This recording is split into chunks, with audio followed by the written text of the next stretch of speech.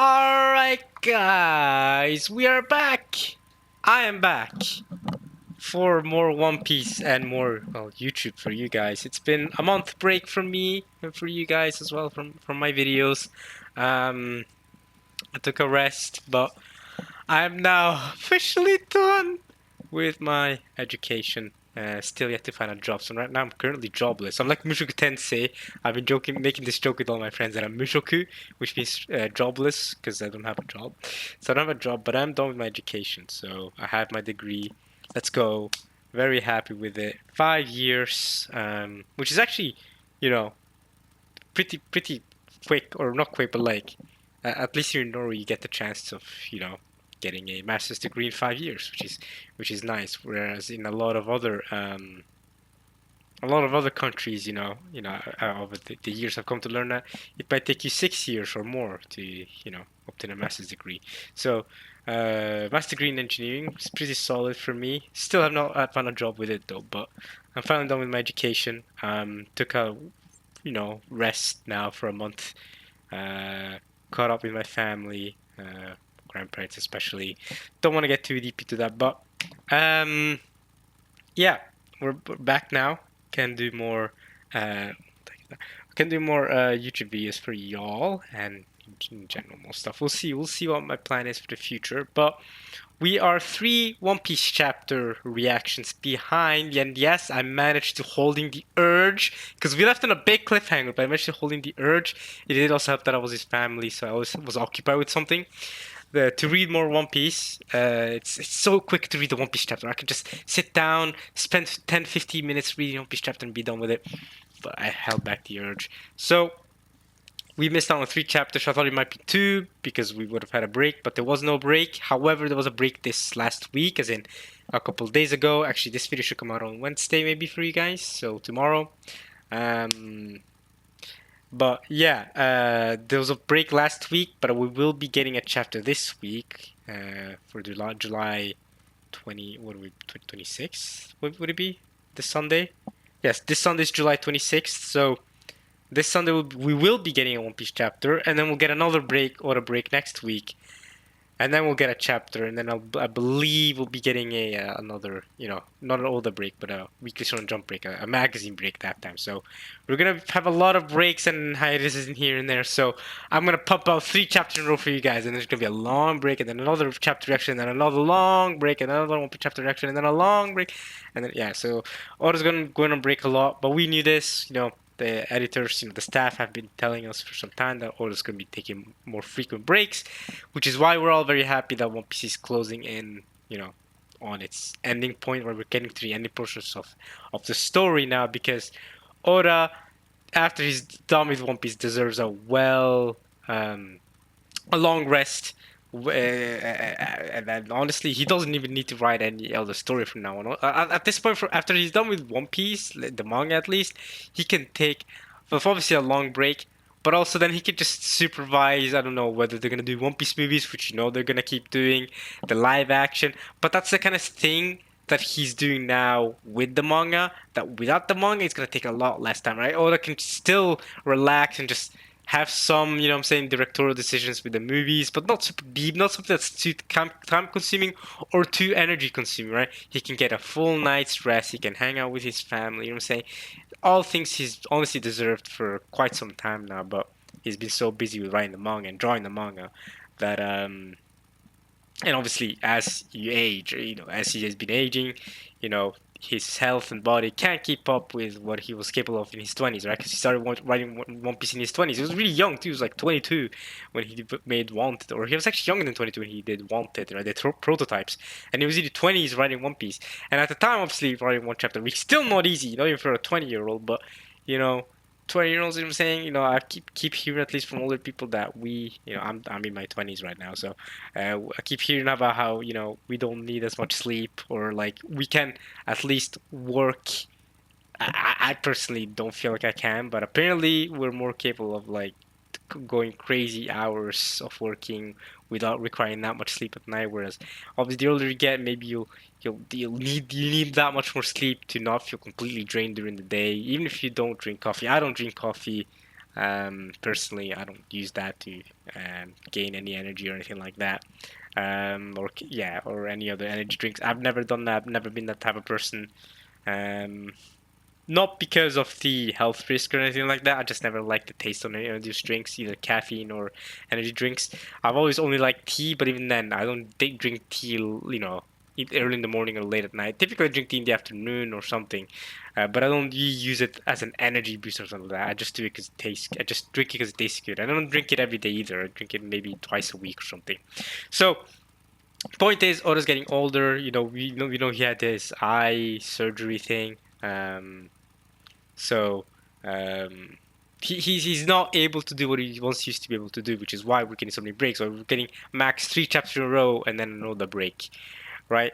Or something. So, and that's fine with me. I mean, I'm completely happy with Oda taking his breaks. But the point here is that um, Oda can't keep the schedule up for much longer unless we're looking at a Togashi sort of situation. If you guys have been keeping up with Hunter x Hunter, where we're getting, who knows, maybe chapter every 3 years. You know what I'm saying? So at least we're not getting that. We are at least getting consistent chapters, which I'm very grateful for Oda, working so hard to bring out the story for us. But yeah, we are now 3 chapters behind, so I'm going to be recording these 3. I don't know if I'm going to be recording them back to back to back. Maybe I can record 2 back to back now and then 1 chapter later or during the week, considering we will have a chapter this Sunday. I'll try my best to finish it by Sunday. I think I'll be able to because, again, I don't have a job, and I don't have university to work for anymore, so I have a lot more free time.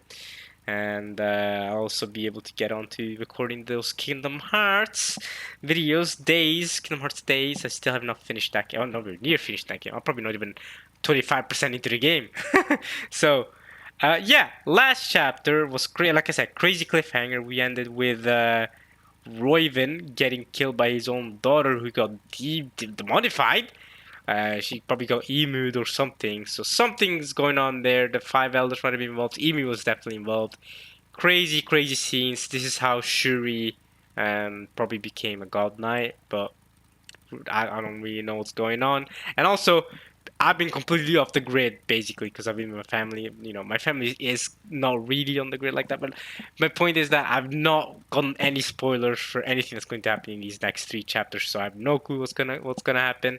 I'm excited to read these chapters, but I'm going to this blind, so don't worry about spoilers. You might be thinking, I mean, how have you gone 3 weeks without getting spoiled, or a month now without getting spoiled? It's because I was not looking at my phone. I'm not gonna say not even once, but I was barely looking at my phone. I was doing maybe some Duolingo lessons at my phone at most.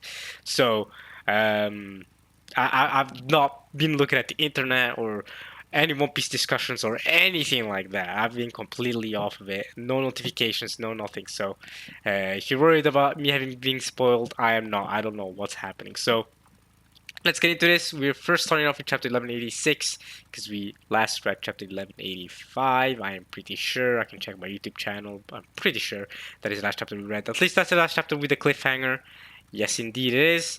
So 1186, this chapter is called One More Time. Now, because we're 3 chapters back and the Manga Plus at least website lets you read the last 3 chapters, luckily enough for me, I can read this chapter officially here and I don't have to download the Manga Plus app, which I don't mind. I have it downloaded, so I don't know what I'm talking about. But even if you have it downloaded, you can only read the other chapters once, and then you're not allowed to read them again unless you pay a subscription service, which again I wouldn't mind doing it. It's a pretty cheap subscription service too, so this is not me dissing Manga Plus or Shueisha or anything like that at all, or Weekly Shonen Jump, the magazine at all. I'm not saying that. I'm just saying I typically use the website to read these One Piece chapters. I do have the app. I think I use it to read some of the. Actually, I did in fact use it to read some of the even Studio Zero chapters.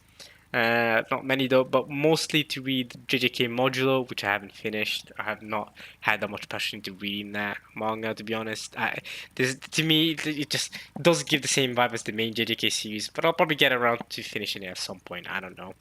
Anyway, 1186, yeah, it's the last chapter I can read, before, it becomes locked behind, as the newest chapter released, because you can't read the newest chapter released, at least on the website, right?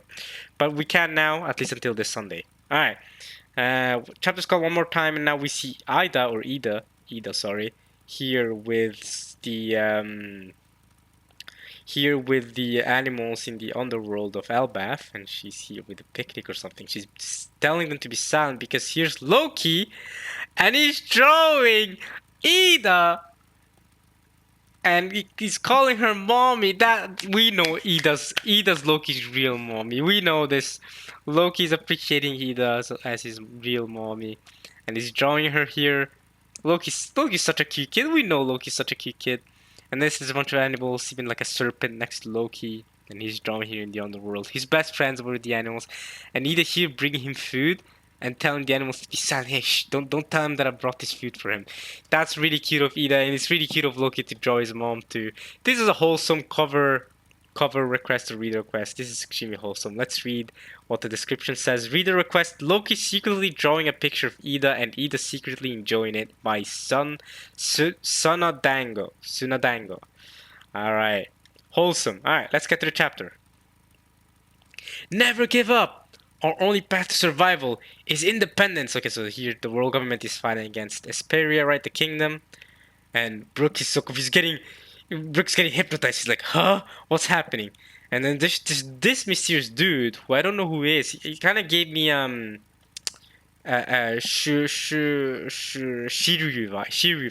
the Rain vibes. I talked about this chapter with my friend right after it came out, actually, after I uploaded the chapter reaction to you guys. And my friend said the exact same thing, he gave him Shiryu vibes. So maybe it's his design or something, or maybe there is a connection to Shiryu. We don't know. But here we see Shiryu as well, and then we see the dragon, well, we see this little, like,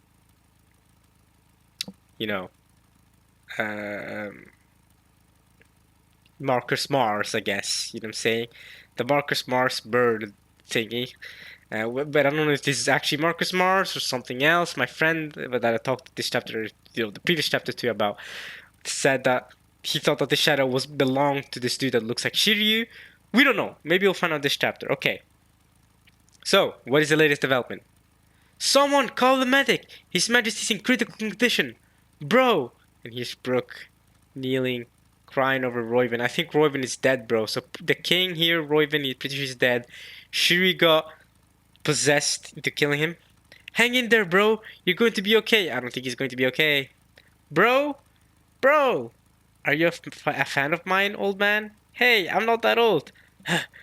Brooke's crying. Oh, this gotta be traumatizing for Brooke. Yo! I guess I'll call you bro instead. Haha, bro! Oh man, I'm not an old man. This is crazy. Bro! Bro! And there's Eevee's there? Oh, Eevee is present for this incident. Okay. Why is Eevee present? Why? Okay, my question is, why is Princess Shuri so important that Eevee felt the need to come personally for this situation? So Brooks already had an interaction with Eevee in the past. This is crazy. I did not know. Who would have thought that Brooke has had this close of a relation to Emu in a way, in the distant past? That's kind of crazy. Why is Princess Shuri so important? Why is this kingdom so important that Emu felt the need to come here personally? Why? Because typically, a lot of times Emu will just send one of the god or some of the gods' knights over and he's like, alright, peace, do your thing. But this Emu's come here personally, and then this Saint Marcus Mars birth thing is actually just Emu himself. We can see the previous page in page 2, or page 3 actually.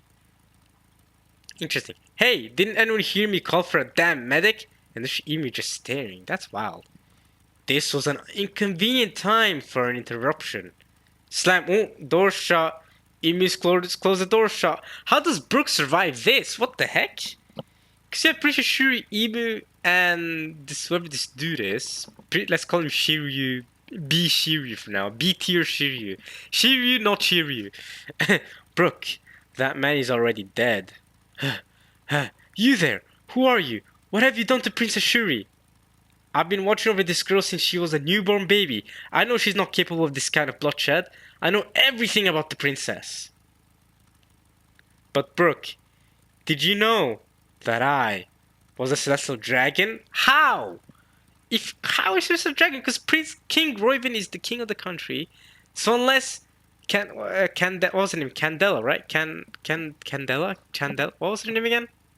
Unless she's a celestial dragon, but she died though. Candel. Yeah, Candel. Unless you're Celestial Dragon, I don't get that. How are you Celestial Dragon? Did you know that this man was not my real father? What? Stop calling him this man. Huh? Wait, so Roybin is not her dad? If Roybin's not her dad, wouldn't he have known?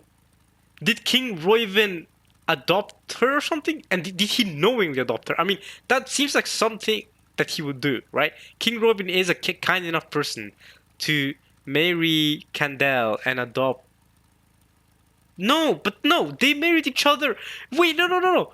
Didn't they marry each other before Shuri was born? I swear he was king and she was queen before Shuri was born. So did Candel just cheat on him? What's going on? Did the queen cheat on the king with a celestial dragon?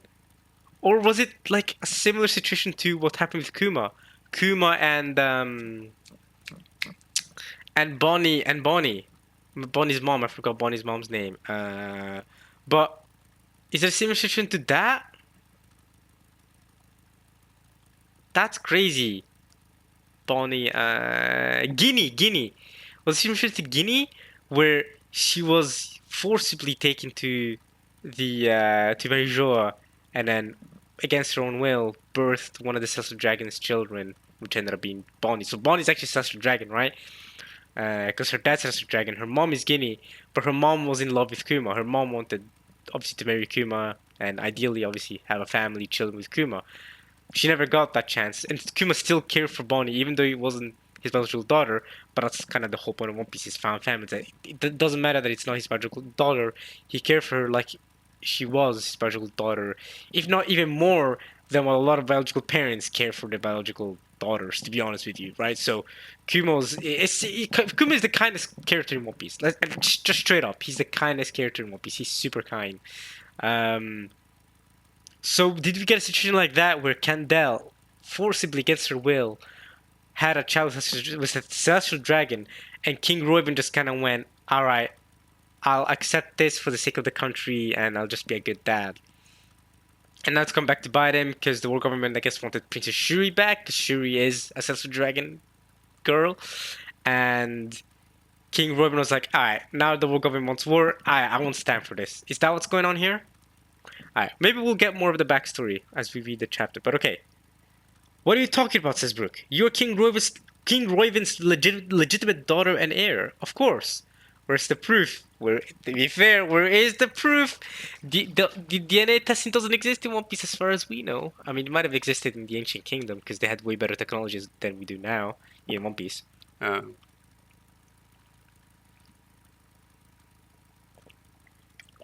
You know, this had to be been a big problem like 1,000 years ago. Like, you know what I'm saying? Back during the Middle Ages, whatever you want to call them. I think that's what they used to be called. I forgot what they're called in English. But back in the Middle Ages, yeah, you know, royalty, nobility, etc. It must have been really troubling, you know, with the whole "is this my real child" type of thing, because it's like there's no DNA testing. And the only thing you can go based off of is obviously does the child look like me, but that's not always foolproof either, right? I've seen all the time where children, 100% they are their parents' children, but they don't look like either their parents, or they only look strongly like one of their parents, but they don't really look like the other parent at all. And I know some of these examples personally. Not anyone in my, you know, immediate nuclear families. Like me and my siblings, we all look like a mix of our parents, I would say. You know, I probably look more like my mom, so it's probably pretty evident that my mom is my mom. If you were to look at my mom, picture of my mom and a picture of me, and I told you this is my mom, you would all probably look at those pictures and go, "Okay, yeah, that's your mom for sure. I believe you. Like, I believe you did not fake that." Whereas if I show you a picture of my dad, I think you'd still believe it, but I mean that could be faked more because I do look like my dad, but I don't look as much like my dad as I do my mom. Whereas one of my brothers looks a lot more like my dad and less like my mom, and then you believe a lot more that my brother looks like my dad than my mom, for example. But I have, for example, cousins. I have one cousin who is super dark skin, but we're black, right? So we're a black family. I have a cousin, super dark skin. Both of his parents are light skinned, and I'm telling you, he's not adopted. That is their biological child, right? For sure. He's super dark skinned. I'm black, but he is black. Okay, he's really dark, like dark black, right? Or if you know what I mean. Like you've seen black people, right? You've seen really dark black people, though, like look hell black, and that's what my cousin is, right? But both his parents are very light skinned, or not very light skinned. They're like same skin color as, like, let's say me. And now I have shown you guys my skin color actually in the past in YouTube videos. You're gonna have to dig through old YouTube videos of mine to see my skin color. I have shown you guys my hands before. So that's the skin color we're talking about, right? But when you look at my cousin, he has a really dark skin, but both of his parents are more black like me, right? And when you look at his appearance, he doesn't look like his dad at all. And maybe he has a slight resemblance to his mom. Like, maybe I look at him and I look at his mom and I go, okay, maybe. I see maybe the teeth, the mouth, somewhere in the eyes, maybe see resemblance. But you wouldn't immediately think, oh yeah, this is definitely their child, right? He's definitely out of his siblings look a lot more like their parents. Out of his siblings, he's definitely the odd one out. Like, yeah, you don't really look like your parents. And it's kind of funny too, because I have gotten one comment when I visit my family, one comment from a distant family member that said, "Oh yeah, you look like, you know," because the cousin that I'm just talking about, he is the son of my aunt, right? So my aunt's children, so the cousin I'm just talking about and his siblings, um, one of my distant family members. Actually, she's not related to me at all. I think she's the wife of one of my distant family members. So the wife of one of my distant family members said that, yeah, you look like the children of your aunt, right? And when I mentioned this to my parents, they're like, okay, maybe. I don't really know. I don't really care. You know what I'm saying? I was like, is that true? I don't know. But at the same time, it makes sense that you look like your cousins. You're biologically related through your aunt or uncle or something. And it's not that crazy to think that your parents or one of your parents is looks like their siblings. That's not that crazy. It wouldn't be that crazy, for example, if let's say if I have a child and then one of my brothers, both of my brothers have children.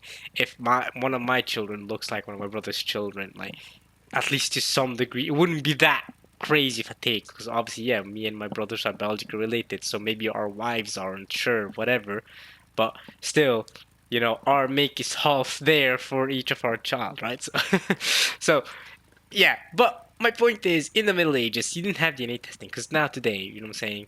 You wanna guarantee that child is yours. You can DNA test both the mom and the dad. I mean, the mom doesn't really need DNA testing, I mean, but the dad, though, you can be a bit more unsure of, like, okay, is this my child? And you can find it out. But 1,000 years ago, how could they prove that, right? Where's the proof? Like, you're not gonna be able to record every single sexual relation a noble woman has. I mean, unless you control her every footstep or every movement, you can't. Let's say she wants to go grocery shopping at one point.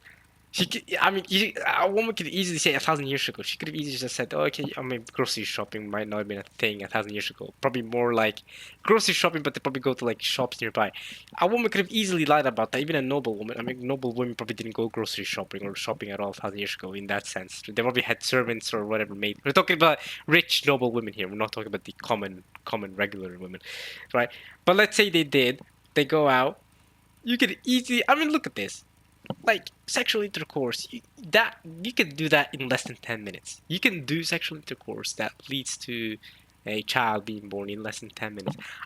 A woman can easily go out for, let's say, 2 hours to get groceries, or an hour, okay, or whatever. During that time, be able to have sexual intercourse with a man that wasn't her husband in the nobility and royalty, then come back and then have a child that the husband thinks is his child, but it's not actually his child. But if the child looks like her, then you know what I'm saying? Like, what do we do then? There's no way to prove that. Oh yeah, what happened during that time, right? There's no way to prove it, right? So now we have DNA testing, but without DNA testing, man, it really was. You really just had to trust the other person, especially as a man. You really had to just trust the woman. You know what I'm saying? Because as the woman, you know what you're doing. You know every single. Because you're the one giving birth to the child, so you know that the child is yours regardless. And you know every single sexual relation you've had, so you know, okay, you're good, right? But as a man, yes, you know every single sexual relation you've had, but you're not the one physically giving birth to the child, so you're not 100% sure if that child is yours or not. You don't know, like, you know what I'm saying? It's a different dynamic, and that's what I mean. Like when Brooke says that's your dad, and she goes, where's the proof? She makes a good point because it's a lot harder to prove.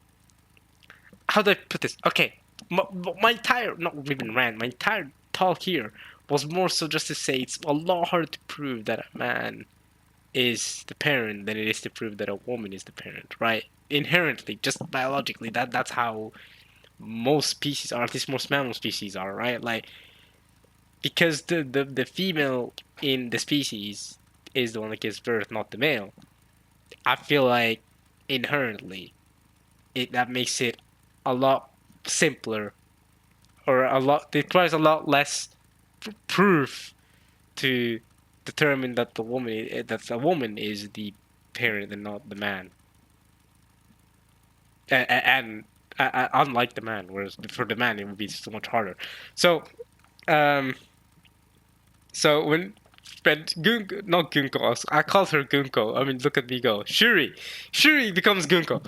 So Shuri here saying, "Where's the proof?" He's like, "A good point. Yeah, y'all didn't have DNA testing." And then Brooke says, "Proof? You don't need proof between parents and their children." Brooke, I feel you, but man, no, man. Alright. Yes, you do. It would have made a huge difference in my life. I've now wasted 16 years I could have spent as a celestial dragon. Do you understand how angry I am? There's no way you truly feel like that, Shuri. Surely not. Do you would you really have liked to spend those 16 years of your life as a celestial dragon? If I'm Shanks, I'm eternally happy I spent those years of my life as a pirate with Goldie Roger. Even if it wasn't Goldie Roger, but the Assassin Dragon. I mean, that sounds like a horrible life. I mean, not horrible in the sense of, my way of living. Obviously, my way of living is amazing, right? Like, bro, I'm eating good. I can do whatever I want. I can play all I want. You know what I'm saying? Like, such dragon life is super comfortable, super chill. You never have to worry about anything, basically, right? And you get to have slaves. So in that sense, it's convenient. But you are a horrible person. A Celestial Dragon is inherently a horrible person, right? Again, just the fact that you own a slave like that. I mean, you're not a good person, right? And also their treatment of slaves. One thing is to own a slave, and then their treatment of slaves is, yeah, unacceptable. So the way they see other human beings, bro, they put freaking masks on themselves because they don't want to breathe the same air as lowly humans when they're down in the human world. I mean, these are horrible people. So. See, are those really years, 16 years, are those really years you would have liked to live as Celestial Dragon? I think it's way better to live as the princess of a kingdom that still is grounded. Like, the nobility is still grounded, still cares about the people, and they still feel like regular people to some degree, and not these celestial dragons that are inherently above you or something like that, right? Okay. They demanded 1,000 slaves? Wrong. That was because this wretch refused to hand me over. Don't call him that. He's a terrible king who let his people die for nothing. Okay. So Roiven said that they demanded 1,000 slaves, but they really just want Shuri. And I think I think she's not lying about this. I think it's likely that the world government was like, hey, yo, listen, we want Princess Shuri, or we want this girl Shuri, she's a dragon, and that's it. And Roiven then lied. I mean, it is lying. Lied to the people. Was like, yo, by the way, they're demanding 1,000 slaves, and that's how he managed to motivate people into going into this war, right? But he was trying to protect you, Shuri. Come on, man. That's why he had to pay the price. If the king dies, the war is over. But if we lose, then this country becomes a lawless wasteland. That doesn't matter to me anymore. And who's this guy? I remember you, Candel Squire.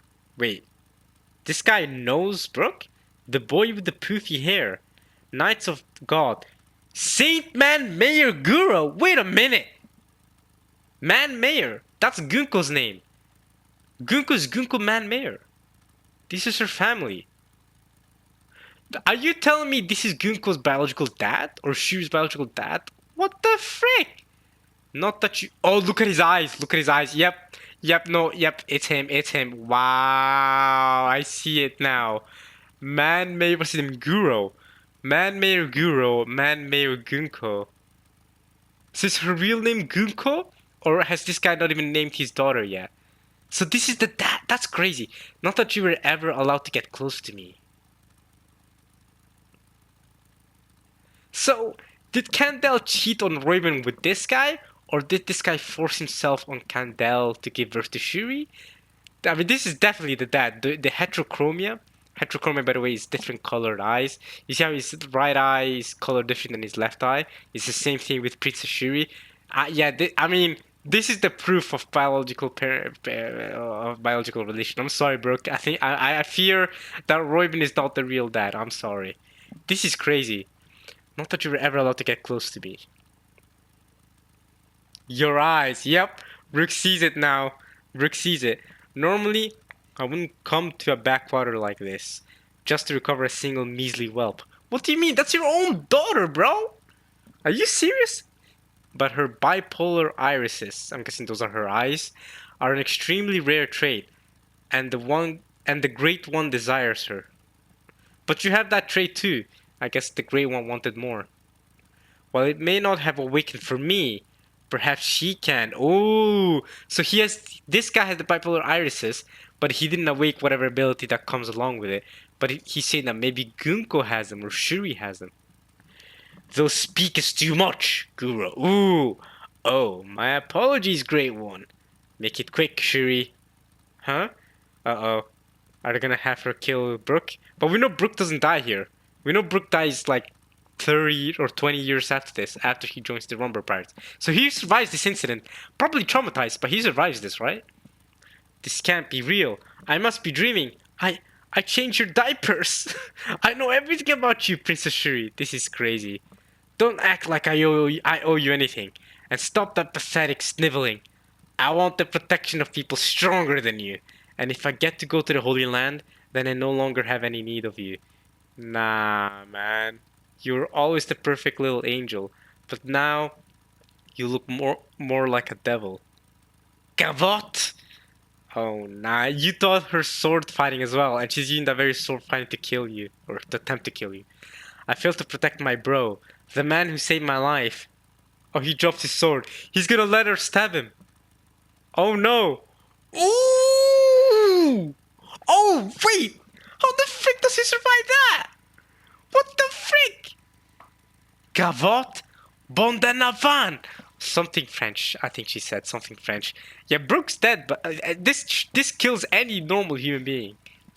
How does Brooke survive this, by the way? He got stabbed straight. Like, bro, the sword is gone straight through his skull, straight through his brain, straight through his head. There's no way he survives that, right? Am I tripping, guys? Am I tripping? How does Brooke survive this? Oh, cows and frogs and slaves and kings, we're all bones when we die. We're all bones in the end. Oh my goodness, Brooke's dead as heck. That's all there is to say. And he's fallen onto the ground. And they're leaving. They're leaving him there dead. How the frick does Brooke survive this? Because he doesn't eat the devil fruit that lets him turn to soul, right? Doesn't eat the soul fruit right now, and that lets him survive death, basically. He does that later. How the frick? What? Does Emu regenerate him? Does Emu use his powers? Bro, he's gotten stabbed through his head. Captain Brooke. What? How did he survive? He's awake. Oh, it's a miracle. What do you mean it's a miracle? That's not physically possible. How did he survive that? Nah, Oda, you gotta explain that. How did he survive that? They thought they killed him and left him there. How did he survive that? Oh, it's a miracle. I've never seen anyone survive with a sword stuck through his head. To be fair, Ja Rule went through the same thing and he survived. But he's a giant, so just apply giant logic. I don't know how Brooke survived. A sword stuck through his head and this man managed to survive. Don't tell me he gets amnesia from this. That might have been what happened. This might be a Brooke gets amnesia moment. No, but if he gets amnesia from this, then he wouldn't remember Shuri in the present time, and yet he did. So maybe it's not amnesia. We shall see. The sword somehow managed to avoid all the major arteries and your brainstem. So imagine that. Okay, so somehow it stabbed through his head, but it avoided all his major arteries and his brainstem. Unreal, by the way. Unreal that any human being can survive that. But I guess it has happened before, to be fair. There was that one dude, what's his name? Gavin or whatever, who got impaled through his eye, like by this metal pole, impaled through his eye, through his brain, like through his skull, and when it came out the other side, and he survived. It has happened in human history before, but it's like it has to perfectly avoid all your arteries, all your important like brain elements for you to survive that. It's crazy. Where's the king? He says. Oh, I don't know how much you remember, Captain. Look, we shouldn't tell him too much. It might rattle him. Ouch! No, tell me the truth. We lost, Captain. The king's death sealed it. Someone witnessed Princess Shuri being put onto a government ship. Many civilians have already fled the country. But what country will take in all those refugees? Ah! Ah! Captain! Oh no, he's bleeding again. Hold on, Captain. Stay still. Captain! Captain! Okay, he's remembering everything now. Man, this is traumatizing for Brook, man. How has he survived that? I still can't believe he survived this. Back then, oh, we're going back to the present. Okay, Brook. Back then, I didn't even know about the existence of devil fruits. I always thought that I had hallucinated what happened. Such was the shock I suffered at seeing my savior dead on the ground, and the terror I felt at the changed princess, her new demonic visage. If those were not illusions but real memories, my friends. Oh, Brooke, do you think it would be alright if I had faith in Princess Shuri just one more time? No way! Oh my goodness! My friends. And Brooke's crying, bro. Look at Jinbei's face. Look at Frankie crying. Nami? Bro, this is gonna hurt me in the anime, bro. Oh, if I had faith in Princess Shuri just one more time. That's gotta be the name of the chapter. Wait, what is the name of the chapter? Isn't it one more time? Is it actually one more time? Let me check. It is one more time. That was actually, I'm not gonna lie, that was gonna be the name I was gonna put as the chapter. I think I'll do it anyway. It's not the first time I've named a chapter reaction the same thing as the name of the chapter, but I think it's so fitting. It's so fitting. My friends, do you think it would be alright if I had faith in Princess Shuri just one more time? Ooh. If she happens to be a victim in all this. Run, Brooke! Yeah, she did help him. Remember that? She did help him a little bit. Because I'm Papa and Mama's daughter? I want to save Princess Shuri. This is crazy. May I ask for your help in achieving this goal? And they're all looking at him.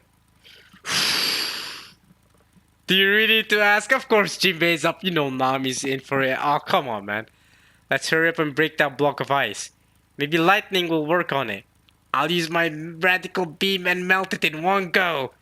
I don't think I should use explosives. What can I do to help? Hey, wait up, Brooke. Wah! Cafeteria, Walrus School. Okay, back to the school. Rah! I'm all full. Okay, Luffy's ready to go. That bad news guy is Elbaf's enemy, right? Then that means he's my enemy. I'm overflowing with strength. Alright. I don't think it's gonna go that well for you though, Luffy. Right now, I can't see anyone beating me. Well, famous last words. We know how this happens every time with Luffy, guys. Every time with Luffy, he fights an opponent that's really strong, honestly way stronger than him, gets beat the hell out of, gets embarrassed. This happens every time. Crocodile, Doflamingo, well, Doflamingo, yeah.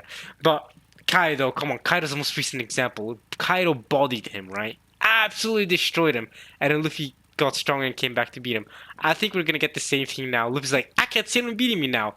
I think we're gonna have Imu body Luffy. I don't know what's gonna happen. I don't know what's gonna happen to Loki, but I guarantee that's gonna happen to Luffy. This dude, Imu's gonna body him. Every time this happens, man. Evil's already bodied Zoro and Sanji, let's be honest. He's gonna body the hell out of Luffy. Luffy's gonna learn a painful lesson that Amy is the strongest person in the world, basically. And to reach that level, he needs to level up big time. I mean, if he's gonna be the strongest person in the world, then I wonder how Blackbeard's gonna come into the equation. But okay, yeah. I can't see anyone beating me. Yeah, I think Luffy's gonna beat me into a pulp. I can't lie to you guys. Quick, going after the kids. You won't go with the folks. Sure, dude, fight dirty. Okay, so Loki's still fighting Emu. Dost thou not know why? Shall I teach thee? 800 years ago, the kind suffered defeat in order to save the children. Ah, that makes sense. That makes so much sense. That makes a lot of sense. That is one of the only ways I could see myself if that Emu and them could beat the Ancient Kingdom and Joy Boy, is if they had to protect the children in order to you know not be able to win, right? What do you mean 800 years ago? The nature of a race does not change in mere centuries. The nature of a race, huh? You think people are all the same as their race, like inherently? I don't like that. I don't know about that view, Emu, but we all know how your view is anyway. But my point is, like a race of people. At the end of the day, you're gonna have individual people, and the individuals are different, right? Like yes, there's gonna be cultural, you know, aspects of it that impacts what kind of person you are. But at the end of the day, man, at the end of the day,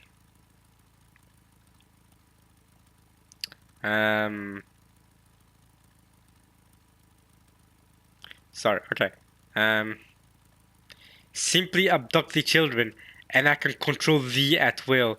And there's Zaza, the water god, going crazy, or the rain god, sorry, still going crazy. Is that Colin? Colin's getting caught up in it. Oh my goodness. Look how big, if you remember how big she is, those are giant children. Look how big Zaza is. Zaza is massive. We talked about it a couple of chapters ago. She's massive. Thou might not know what is happening to thee, but history repeats regardless. It is already too late. Thou art my slaves. And there's Brogy and Haruden screaming and fighting as well. They're trying to save the children. What is he talking about? You get out! Ooh, here comes Luffy. Right now! Ooh! Oh wait, off Elbaf. Sorry, I didn't read that. You get out of Elbaf right now! Boom! Gave him a big punch. But see, I swear Luffy did the exact same thing with Kaido. Guys, honestly, I'm telling you right now at the end of this chapter reaction, don't get false confidence, Luffy. Yes, he punched Emi right now. Don't get false confidence. This happened with Kaido. You know, it didn't really happen with Crocodile, but it happens every time. Remember how Crocodile bodied him the first time they fought? Remember how Kaido bodied him the first time they fought? There's no way Oda's not gonna continue that pattern with Emi. Then I'll actually be impressed by the difference in writing. Like, okay, he's trying to, but no, Emi's supposed to be the big villain, right? He's supposed to be the big bad of all One Piece, right? Like, there's no way you're not gonna make him intimidating. And how do you make him intimidating? Intimidating, you make him body the crap out of the main character. That's how you do it. Come on. This is typical Oda story writing. Remember how Lucci, not even Lucci, the rest of the CP9 bodied Luffy in Galileo in Water 7?